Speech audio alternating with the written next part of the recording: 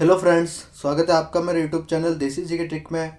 और दोस्तों, हम जैसे कि पढ़ रहे हैं भारत का प्राचीन इतिहास, और इसी कड़ी में आज हम पढ़ेंगे वैदिक काल का इतिहास। तो दोस्तों, पहले तो हम जान लेते हैं कि वैदिक काल कौन सा काल है। जिस काल में वेदों की रचना हुई वही काल है, वो वैदिक काल कहलाता है। वैदिक काल का जो कालक्रम है वो है 1500 ईसा पूर्व से 600 ईसा पूर्व, और इससे जो पहले कालक्रम था वो था सिंधु घाटी सभ्यता का, जो कि लगभग 2500 से 1750 ईसा पूर्व था। तो आज हम पढ़ेंगे वैदिक काल के बारे में। तो इस काल में है जो वेदों की रचना हुई, जिसमें से 4 वेद थे: ऋग्वेद, अथर्ववेद, सामवेद और यजुर्वेद। और इस वैदिक काल को भी दो भागों में बांटा गया है दोस्तों। एक तो अपना ऋग्वैदिक काल और दूसरा है उत्तर वैदिक काल। ऋग्वैदिक काल का टाइम पीरियड है वो 1500 से 1000 ईसा पूर्व है, तथा उत्तर वैदिक काल का जो टाइम पीरियड है वो है 1000 से 600 ईसा पूर्व। और ऋग्वैदिक काल में है जो ओनली ऋग्वेद की रचना हुई थी, और बाकी के जो भी ग्रंथ है और वेद है वो उत्तर वैदिक काल में लिखे गए। और दोस्तों, वैदिक काल का जो उत्पत्ति करता है वो आर्य माना जाता है। आर्य है जो मूल निवासी थे मध्य एशिया के, यानी कि मध्य एशिया से ये भारत आए थे। आर्य कोई जाति या प्रजाति नहीं है दोस्तों, यह एक संस्कृत का शब्द है जिसका अर्थ होता है श्रेष्ठ या फिर कुलीन। तो यहाँ पर दोस्तों हम पहले बात करेंगे ऋग्वैदिक काल की, जिसका टाइम पीरियड है 1500 से 1000 ईसा पूर्व। तो ऋग्वैदिक काल में है जो ऋग्वेद ग्रंथ की रचना हुई, जिसके संकलन करता थे महर्षि कृष्णदेवपायन, जो कि एक संस्कृत भाषा का ग्रंथ है। और इन्हें है जो वेद व्यास भी कहा जाता है दोस्तों। और इसको है जो 3 भागों में बांटा गया है। ऋग्वेद के 3 भाग है: साकल, बालखिल्य और वासकल। इनमें भी दोस्तों अलग अलग सूक्त है, जिसमें साकल में 1017 सूक्त है, और बाल खिल्य में 11 सूक्त है, और वासकल में 56 सूक्त है।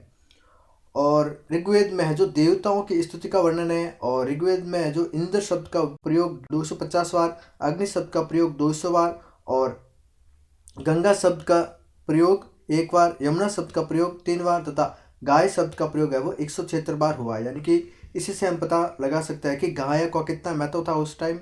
और ऋग्वेद के जो पुरोहित होते थे उनको बोला जाता था होत्रु। ये भी आप दोस्तों ध्यान रखें, क्योंकि अलग अलग वेदों के, यानी कि जो 4 वेद हैं उनके अलग अलग पुरोहित हुआ करते थे। इसमें ऋग्वेदिक काल के जो पुरोहित होते थे उनको बोला जाता था होत्रु। अब दोस्तों, अगर बात करें ऋग्वेद की, तो इसमें 10 मंडल थे, और 8 अष्टक थे, और 1028 सूक्त थे। और इन सूक्तों में 10,580 मंत्र थे। और जो 10 मंडल थे वो आपको जरूर ध्यान रखा दोस्तों। और इनमें जो अलग अलग मंडल थे उनमें अलग अलग जो आपके डायरेक्ट क्वेश्चन पुटअप होते हैं वो किस प्रकार से हो सकता है, तो मैं आपको बता देता हूँ दोस्तों। जो द्वितीय मंडल था उसमें जो प्रत्येक मंत्र की शुरुआत होती थी वो अग्नि अग्नि की स्तुति के साथ होती थी। और जो तृतीय मंडल है उसमें है जो अपना गायत्री मंत्र है। और ऐसे क्वेश्चन आपको डायरेक्ट एग्जाम में देखने को मिल सकता है कि गायत्री मंत्र है वो किस में वर्णित है।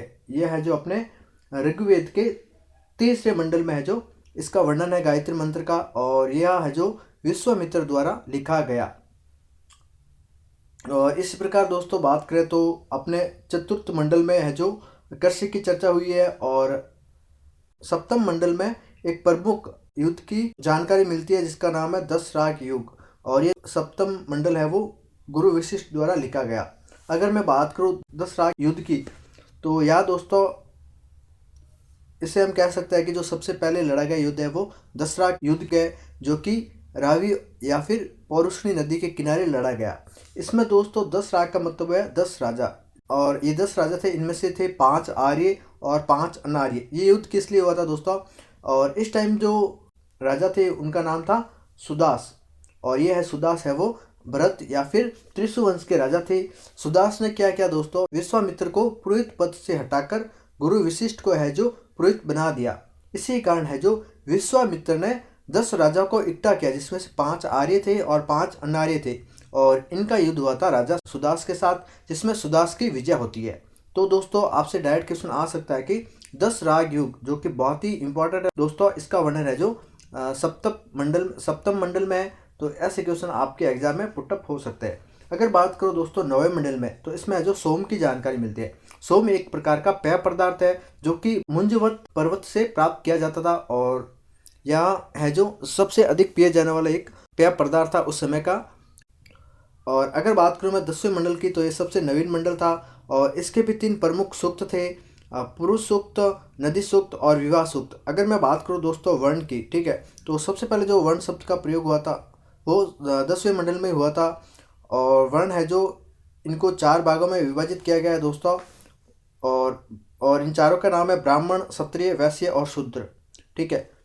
तो इनको भी भगवान के अलग अलग जो अंग है उनके अंगों से इनकी उत्पत्ति मानी जाती है। जैसे ब्राह्मण की उत्पत्ति है वो भगवान के मुख से मानी गई, और क्षत्रिय जो कि युद्ध में भाग लिया करते थे और इनका काम था रक्षा करना, और इनको है जो भगवान के जो भुजा है उनसे इनकी उत्पत्ति या फिर उनके समान है वो इनको माना गया। और वैश्य को भगवान की जांघों के समान माना गया, और शूद्र को भगवान के पैरों में रखा गया, ठीक है। वैश्य जो व्यापार करते थे, शूद्र जो निम्न वर्ग के थे, दास लोग, उनको है जो इस कैटेगरी में रखा गया। यानी कि जो वहाँ का समाज था वो कोई वंश आधारित नहीं था। वहाँ पर जो व्यक्ति को प्राथमिकता दी जाती थी वो उनके कार्य यानी कि क्रम पर दिया जाता था। यानी कि जो जितना पढ़ा लिखा था उनको ब्राह्मण की श्रेणी में रखा गया, और जो अच्छे रक्षक थे और युद्ध के अच्छे ज्ञाता थे उनको क्षत्रिय की श्रेणी में रखा गया, और जो व्यापारी लोग थे उनको वैश्य, और जो दास लोग थे उनको शूद्र की श्रेणी में रखा गया।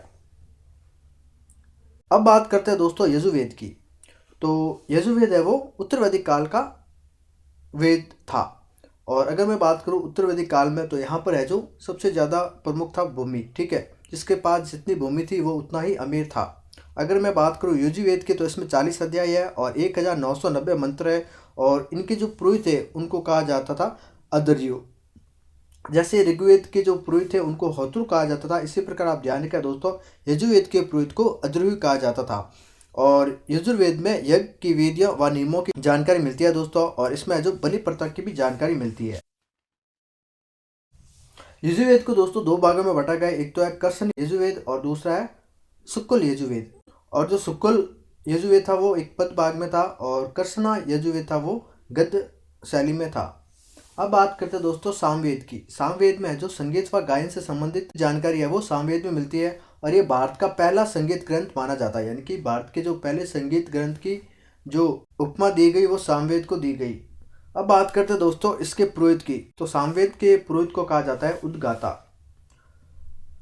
और इसमें दोस्तों टोटल अगर दोस्तों मंत्रों की बात की जाए तो इसमें 1549 मंत्र थे, और इसके 3 भाग थे, कौथुम, राणायनीय और जमीनिया। तो इसे भी दोस्तों आप ध्यान रखें कि सामवेद के 3 भाग थे, कौतुम, राणायनीय और जमीनीय। अब बात करते हैं दोस्तों अथर्ववेद की।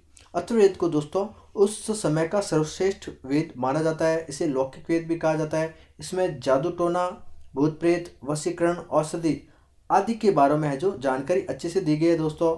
सबसे लोकप्रिय भी था और श्रेष्ठ वेद भी था, और इसके जो पुरोहित थे उनको कहा गया ब्रह्म। और अथर्ववेद के जो रचनाकार थे वो थे अथर्वा ऋषि और अंगिरस ऋषि, 2 थे, अथर्वा ऋषि और अंगिरस ऋषि। और इसके 2 भाग है दोस्तों, शौनक और पीपलाद। अब दोस्तों हम आगे बात करेंगे कि जो वैदिक काल है उनका विस्तार कहाँ तक था, और वहाँ के जो लोग थे वो कैसा अपना जीवन, आर्थिक, राजनीतिक और सामाजिक जीवन कैसा था।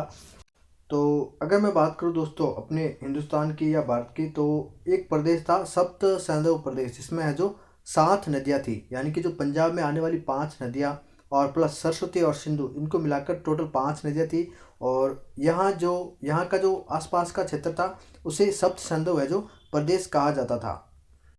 तो अगर दोस्तों मैं बात करूँ ऋग्वेदिक काल की, तो ये जो सप्त सिंधु वाला प्रदेश है यहाँ ही इसका है जो भौगोलिक विस्तार हुआ था दोस्तों। और इसके बाद है दोस्तों उत्तर वैदिक काल में है जो यहाँ विस्तार है जो बढ़कर है वो दक्षिण में नर्मदा नदी तक चला गया, और पूर्व में है जो गंडक, जिसे सदानीर नदी भी कहा जाता है, वहाँ तक है जो इसका विस्तार हो गया था। अगर मैं बात करूँ दोस्तों सप्त सिंधु प्रदेश की, तो यहाँ पर जो दोस्तों 7 नदियाँ हैं जो प्रमुख है, झेलम, चिनाब, रावी, व्यास, सतलज, सरस्वती और सिंधु। और इन जो नदियाँ हैं जिसे हम आज के नाम से जाने जाते हैं, इनको है जो इनके भी प्राचीन अलग अलग नाम था, जिसमें झेलम को वितास्ता, चिनाब को आस्किनी, रावी को पौरुषणी और व्यास को विपाशा, और सतलज नदी को शतुराद्री नदी भी कहा जाता था दोस्तों। और सरस्वती और सिंधु है जो ये है जो इनके प्राचीन नाम हैं। तो मैं आपको दोस्तों वापस बता देता हूँ कि ऋग्वेद में है जो गंगा का उल्लेख है वो 1 बार हुआ था, यमुना का उल्लेख है वो 3 बार हुआ था, और सबसे ज़्यादा जो नदी है उसका नाम है सिंधु नदी। यानी कि सिंधु नदी का जो उल्लेख है वो ऋग्वेद में है जो सबसे अधिक हुआ है दोस्तों। और सबसे जो पवित्र नदी है वो माना गया है सरस्वती को। वेद में, जिसे ऋग्वेद में नदीतमा, देवीतमा तथा बुद्धि की देवी भी कहा गया है। अगर दोस्तों बात करें ऋग्वेद में, तो यहाँ पर दोस्तों पर्वत की भी जानकारी मिलती है। पश्चिम हिमालय को हिमवत कहा गया और इसी हिमवत पर एक मुंजवत पहाड़ी पर है जो सोमरस से निकलने वाला पेय पदार्थ है वो मिलता था। अगर दोस्तों बात करें मरुस्थल की, तो यहाँ पर है जो मरुस्थल के लिए धनु शब्द का प्रयोग हुआ गया और समुद्र के लिए प्रावत शब्द का प्रयोग हुआ। अब बात करते हैं दोस्तों उत्तर वैदिक काल के भौगोलिक विस्तार के बारे में। तो दोस्तों उत्तर वैदिक काल के जो राजा थे वो अपने भूमि का विस्तार है वो लोहे से क्या करते थे, यानी कि लोहे के औजार हुए हथियार से वो भूमि का अपना विस्तार करते थे। और इसका जो प्रमाण मिलता है वो शतपथ ब्राह्मण में मिलता है, जिसमें जो दो राजा थे विदत माधव व गौतम रावगण, जिन्होंने अपने जो भूमि का विस्तार किया था वो सदानीरा गंडक नदी तक किया था और इसे है जो दूरस्थ प्रदेश की संज्ञा दी गई।